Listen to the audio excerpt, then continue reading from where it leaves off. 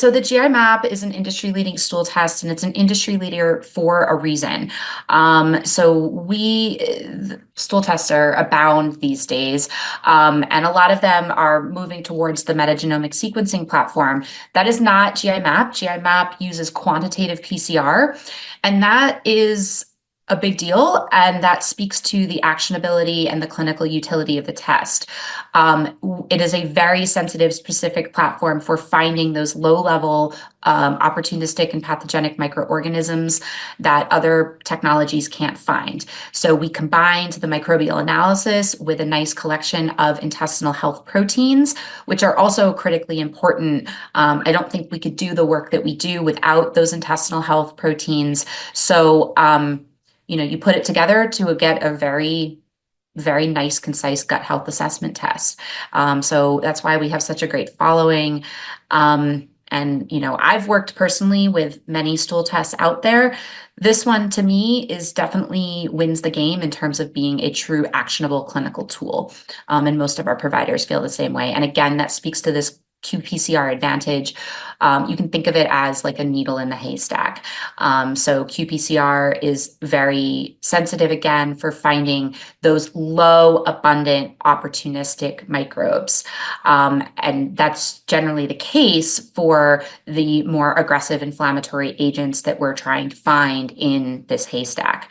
So most pathogens and opportunists are generally low abundant in the microbiome. So the test, if you're not familiar with it already, this is another good thing about it, is that it's a very concise test. It's only a 5-page report, which I think speaks to its value. A lot of the other stool tests out there can be quite cumbersome. Some of the reports are 30 plus pages, 40 something pages. That's a lot. That's a lot to go through. That's a lot to go through with a patient.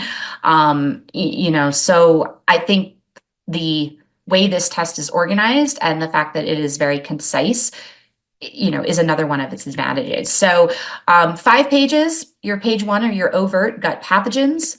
Page 2, we give you our H. pylori profile and our commensal keystone bacteria. Those are essentially kind of your snapshot of the good guys in the gut. Page 3 are your opportunistic organisms. So this is a bit of a darling of the GI map. This is where we're finding a lot of those low abundant, opportunistic needles in the haystack that can cause a lot of aggressive inflammation, histamine production through the gut, mast cell activation, you name it. A lot of our aggressive aggravants, let's say. Page 3 also includes our fungi assessment and viral assessment. Page 4, we give you our non-pathogenic protozoa and worms. There are our pathogenic targets on page 1. So the test combined gives a total of 10 protozoal targets, which is a nice collection. Is it testing for every protozoa under the sun? No, but these are the most clinically relevant, impactful organisms according to literature. And page 4 also includes our intestinal health chemistries, which are, like I mentioned earlier, really, really important for our clinical interpretation. And then page 5 are the antibiotic resistance genes. Now, these are specific for H. pylori. I had a handful of follow-up questions on this last month, so I'm going to go into a tiny bit more detail. It's not that complicated or nuanced. You just kind of need to understand how to read the panel. And then we also have a few add-on markers that you can add on to the GI map from its base price. That does include zonulin, which is the main barrier or the main protein in the barrier, the tight junctions of the enterocyte. So it's kind of our leaky gut indicator, or one of our leaky gut indicators. Fecal gluten peptide, I'm going to talk a little bit more about this month. Really nice add-on if you are looking for screening your patients for gluten-free diet compliance. And that's a little different than the anti-gliadin IgA that comes standard on the GI map. And then we also do have a universal antibiotic resistance panel that you can add on. Really, that's designed to promote antibiotic stewardship if you are using antibiotics in your treatment approach in your practice. All right, let's talk about H. pylori. This is a huge advantage of the GI map. This is a huge topic of conversation, this huge feature of the GI map. I can't get through any type of education I do, regardless of the topic, without questions on H. pylori coming up. So I figured we would just sort of lead with that right out the gate. So again, the GI map uses quantitative PCR. We are a very sensitive platform for finding low abundant microbes in stool. H. pylori is an upper GI microbe. It inhabits the gastric mucosa. So that's a long way, if you think of the GI anatomy. So typically, upper GI organisms are going to be lower abundant in a stool sample, and you need a sensitive technology like the GI map to find organisms like H. pylori. So the GI map is going to tell you three things about this organism. Number one, it's giving you the quantitative result, and a big, really the bread and butter, the meat and the potatoes of using the GI map is understanding the quantitative reporting. We give you an absolute amount of that microorganism per gram of stool compared to a reference range. So the first question is, what is the number? We also run virulence factors on reflex. So if the organism is reported at a certain level, then they will run virulence factors. So you get that data. Those are reported as a positive or negative. Virulence factors are essentially, you can think of them as like different SNPs of H. pylori that confer more virulence. You do not need to commit these guys to memory. We have a nice table of them in our interpretive guide, which if you do not have the GI map interpretive guide and you're using this test, you need it. It's a handy desk reference. So, I don't have all of these committed to memory, but some of them are a little bit more virulent than others. And so, when they do come back positive, that's something you're going to want to take a look at. Usually providers are using those as a, kind of demarcation to treat, kind of a trump card to treat, regardless of the level of H. pylori. And then, again, we do the antibiotic resistance genes on page 5. And so we get a lot of questions about, these more equivocal levels of H. pylori, E2 levels, if it's detected but not flagged high, what does that mean? Is that significant? Is there a level at which you treat versus don't treat? Unfortunately, with a lot of the work we do, there are no black and white answers. It's usually case by case dependent. So when, in my opinion, my assessment, when we're looking at H. pylori, obviously you're taking into consideration the quantitative level. Are there virulence factors? But also you're looking at patient symptoms. You're looking at patient symptoms. Is there dyspepsia? Is there upper GI involvement? You're also looking at the patterns on the rest of the GI map, particularly in regards to the digestive capacity and any subsequent overgrowth patterns as well. So we're taking all of this into consideration when we are deciding, if to treat, how long to treat, how aggressive to be. So it's, we need to use our clinical judgment, and that's why you guys are on this call learning. So kudos. So antibiotic resistance genes, this does not really need to be overly complicated, but essentially we're looking at these, again, sort of, you can think of them again as like SNPs, specific genetic strains of the organism that confer antibiotic resistance. If these are positive and you are wanting to treat with antibiotics, or the patient wants to treat with wants to go that route, you would not want to use an agent for which there is antibiotic resistance. A lot of times too, it can be a good clue that there may be a strong antibiotic history for the patient. And to me, I kind of think of it as a more resistant strain of H. pylori. So we may need, like if we are using botanical treatments, we need to just understand that there is this antibiotic resistance at play, maybe a little bit more stubborn, tenacious type of organism. So I'm a dietitian. I'm not a prescribing practitioner, but it's still useful information for the patients to have in hand, and for any of us that are prescribing, obviously can help kind of triage that decision making. And, what's the deal with H. pylori? I mean, H. pylori has been around for millennia. We've been co-evolving with this organism for a long time. Something like 60% of patients in the world, people in the world, harbor H. pylori. So it's a bit of a controversial topic, but what I find very important to educate, and what I'm really looking for in terms of patterns on the GI map, and what I think is very important in terms of connecting the dots for people, is that H. pylori can have a very negative impact on our stomach acid. The organism produces an enzyme called urease, which is essentially ammonia, and that can neutralize stomach acid. Well, stomach acid is really important. If anyone doesn't know that, if you take away one thing from me on this call, it's that stomach acid is important and should not be underemphasized. And we live in a society where people are often put on drugs to dampen stomach acid, and that's not the focus of this conversation, but it's a little counterintuitive. So anyway, that for me is one of the main kind of functional things that could be wrong about H. pylori. And it can, having inadequate stomach acid can lead to malabsorption of macro and micronutrients, maldigestion of proteins, increased protein fermentation, more proteolytic fermentation through the microbiome, which by and large is not what we want in excess. That can lead to kind of a pro-inflammatory skew. And then so we look for these dysbiosis patterns on the GI map that may indicate hypochlorhydria. We look at those digestive health markers, and we look at overgrowth patterns that may indicate hypochlorhydria as well. And if those are present with H. pylori, in my mind, it's going to make it more important to put H. pylori on the table for, treatment application. So to summarize that, when we see this on the GI map, so this is an example of a detected level of H. pylori that is not lab high. In fact, it's actually this level of we see here at 2.33 E2, that's actually lower. So that's 233 microorganisms per gram of stool. In order to get the data for the virulence factors and the antibiotic resistance genes, the result needs to be 5.0 E2 or higher. I hear this mistake all the time. So something like this, where you see here, these virulence factors are reported as NA.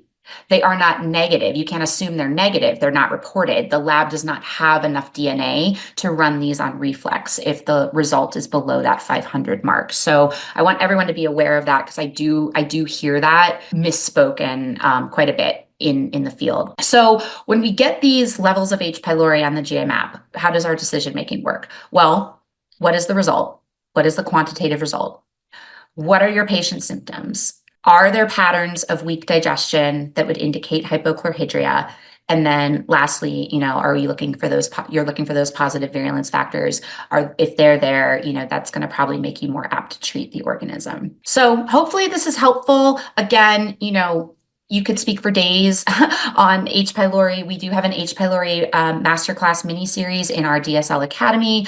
It's just a big topic of the GI map, so I wanted to get that sort of out of the way. So we talk a lot about patterns, and this is another reason why the GI map performs so well clinically, is that, through years of using this test, we've really sort of as a company seen these patterns play out in clinical practice. And so there's kind of three main patterns that we pick out of the GI map: insufficiency dysbiosis, inflammatory dysbiosis, and digestive dysfunction dysbiosis.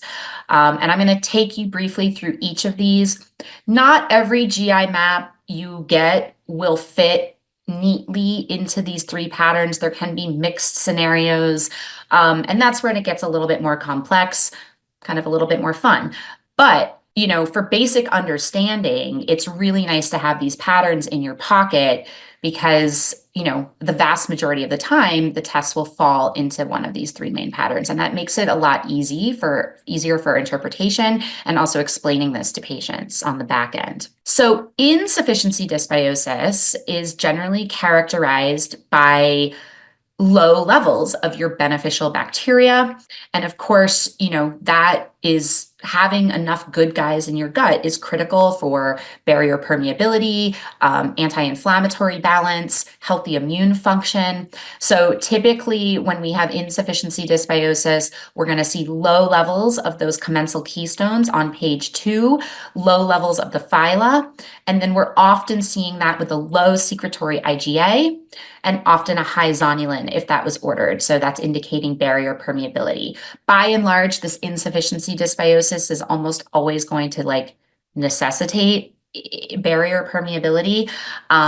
because it's our good guys that really help fortify the barrier, the mucus layer, etc. So this is kind of a snapshot of what insufficiency dysbiosis would look like on the GI map. Again, low commensal keystones, low phyla, and here we have a low Sig-A and a high zonulin. So pretty straightforward. The next pattern that we kind of bucket these in is inflammatory dysbiosis, and this is where the quantitative PCR really shines. So with inflammatory dysbiosis, this is generally categorized by high levels of pathogens, maybe pathogens. Potentially we'll see even overgrowth of the good guys, and this is where we'll see page 3 kind of lit up like a Christmas tree, or possibly. So these organisms are, a lot of them are carrying, they're found in the proteobacteria phylum. They carry lipopolysaccharide, otherwise known as LPS, which is carried on gram-negative bacteria in the cell wall and acts as a very potent inflammatory modulator. So that's really kind of the target of inflammatory dysbiosis. So this is an example of an extremely reactive page 3 on the GI map. And this would certainly be, a strong inflammatory picture. It's pretty common to see inflammatory dysbiosis along with digestive insufficiency because, like I mentioned earlier, if you have reduced digestion, that's going to set the stage for, more proteolytic fermentation through the gut, which can set the stage for overgrowth such as this. So our third pattern is digestive dysfunction dysbiosis. And this is a lot of times where we're snapping together the dots with H. pylori. So digestive dysfunction dysbiosis is often caused by low stomach acid, hypochlorhydria, insufficient bile acids. That's kind of a big topic that I don't feel like that gets discussed enough. Poor digestion, pancreatic insufficiency, or reduced capacity of the brush border enzymes a little higher up in the gut, reduced absorption, altered gastric motility. So we will often see this combined with overgrowth. We often see this with symptoms of gas and bloating, abdominal discomfort, dyspepsia, reflux disease, especially if we've got that H. pylori. So a wide variety of clinical conditions. And I will say, too, that some of these broad symptoms can really fit any of the dysbiosis patterns, which is why you need to test. I did a talk last weekend on, the necessity of stool testing and insufficiency dysbiosis with bloating and distension. So that can be the case as well. So we can't just assume that anyone with these symptoms is going to have H. pylori, reduced digestion. It might be the opposite scenario, very nuanced, and that's why we test, don't guess, right? So this is an example of what this would look like.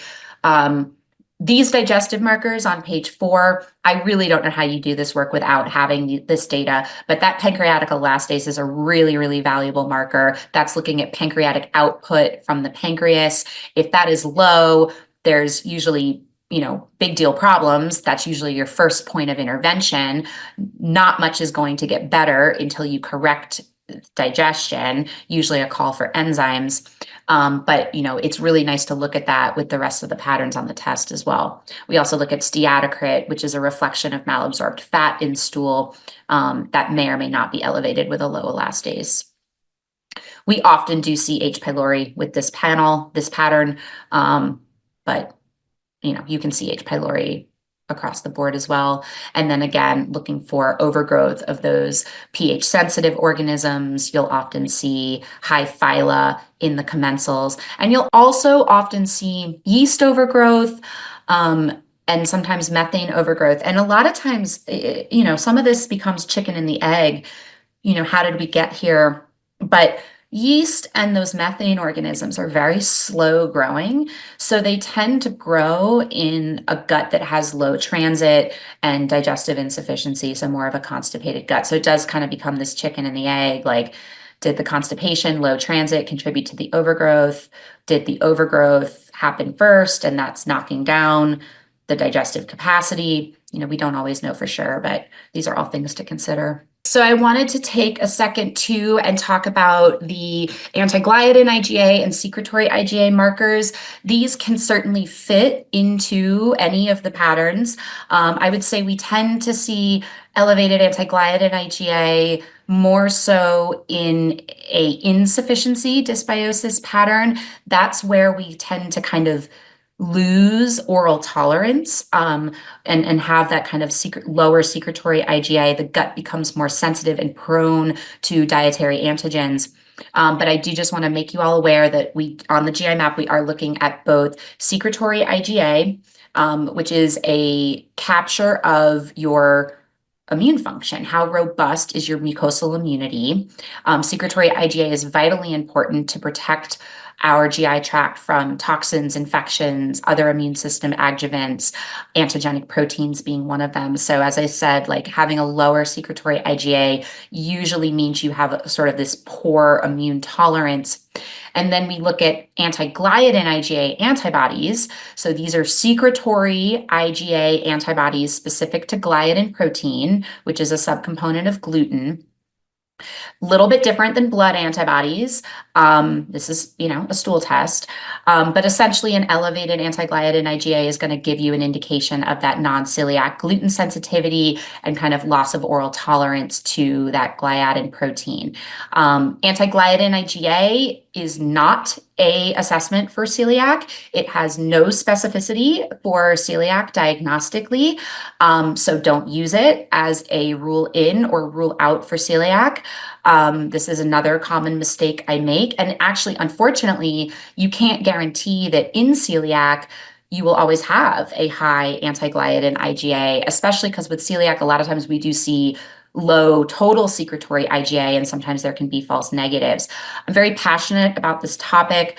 I did a webinar for Rupa earlier this year on testing for gluten immune response. Check that out if you're interested. I think everyone should be screened for celiac, but unfortunately the GI map doesn't include celiac antibodies. You need blood antibodies for that. But we do give this nice indicator of non-celiac gluten sensitivity. So this is kind of what this would look like on the GI map. It's interesting too. So I always like to, when I'm interpreting this, I always like to compare the anti-gliadin IgA to the total secretory IgA because it is a component of your secretory immune system. So to me, a pattern like this, actually where we have reduced secretory IgA, but the anti-gliadin is still trending high, this is actually very meaningful to me because that means even though you have reduced immune tolerance, what's left is, it's almost like your immune system, despite being low in general, a lot of it is being like distracted by gluten. So, I pick this apart really granularly. And then a lot of times we will see that elevated zonulin with a high or trending high anti-gliadin IgA. As we know, gluten has been identified as one of the main triggers of zonulin release. Gluten can bind to zonulin and drive its release into the lumen. So it's good to look at all of these together in terms of that gluten immune response. And then about a little over a year ago, we launched the gluten peptide add-on. So theoretically, antibody testing should be an indication of exposure because antibodies are exposure-based.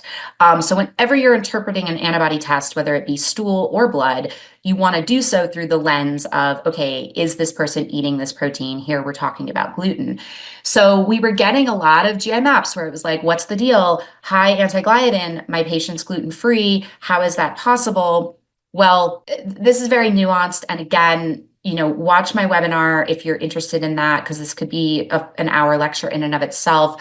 There's variability in timeline, there's variability in immune response, there's the subject of cross-reactivity. We can consider all these things. In my experience, usually the patient's getting exposed. It's very easy to get exposed to gluten in our society. So the gluten peptide it's a measure of gluten protein in stool. Direct. So it's not an immune response. It is a direct measurement of gluten protein in stool. It's an assessment of intake 2 to 4 days prior to digestion. So it can really capture if someone's eating spices routinely that have been contaminated with gluten, it'll capture this. We catch people all the time. Like, I'm gluten-free. Well, no, you're not. You're getting exposed. And so this is really valuable for both patients and practitioners. It's a nice feature. I've got one on my consult schedule today with a gluten peptide actually just around this level of like 240. And I bet that's going to be the conversation. So anyway, this is a nice add-on marker. Be aware of it. Use it. You don't need to run this if your patient's eating gluten and you know all about it. It will come back positive. No one, I think it's $40 as an add-on.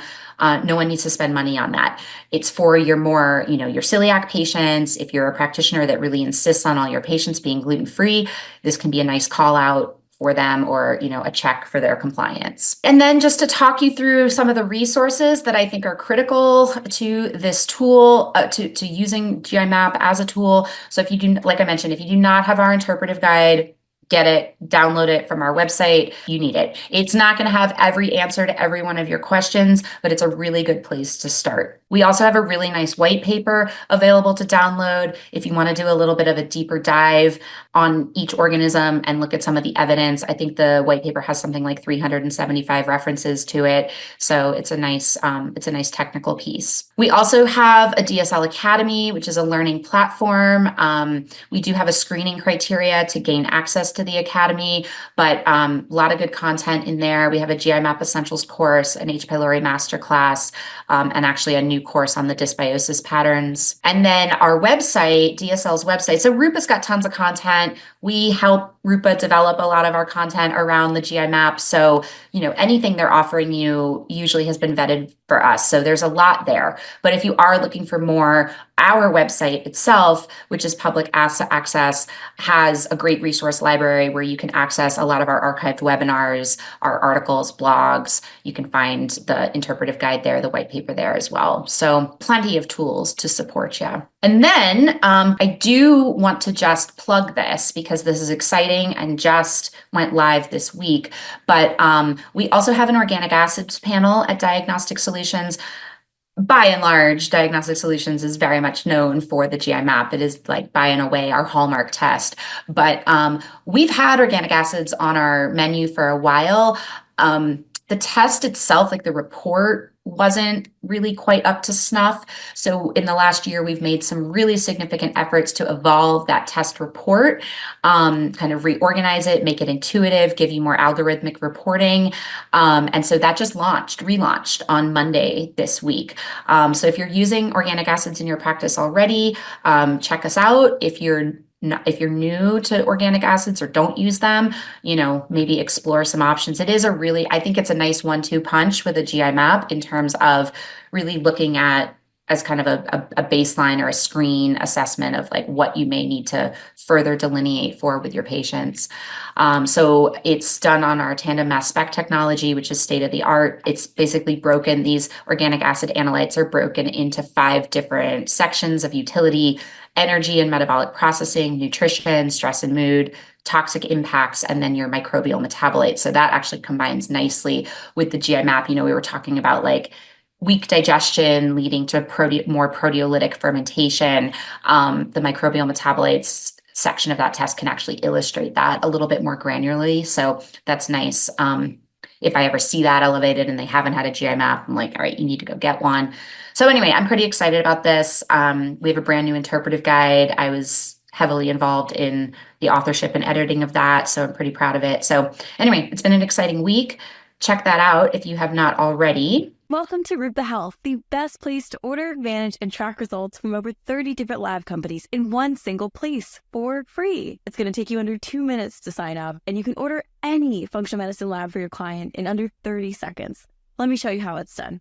So here's our beautiful interface. I'm typing in the name of my client, selecting the lab that I want to order for them, and hitting send. From there, Rupa and their amazing team handle the rest. They email the client, collect payment, and even offer an interest-free 3-month payment plan. We've also built the world's largest library of information about chronic health conditions, the lab tests that can help you find the root cause, and the evidence-based interventions that you can use to help people heal from them. It's called the Rupa Health Magazine. There, we have in-depth articles about almost any health condition you can imagine. And we give you step-by-step protocols that other clinicians have used to help their clients heal and that are verified by evidence-based sources. You should totally check it out, and it'll transform your practice. And we can't wait to see you. So make sure you sign up today at rupahealth.com.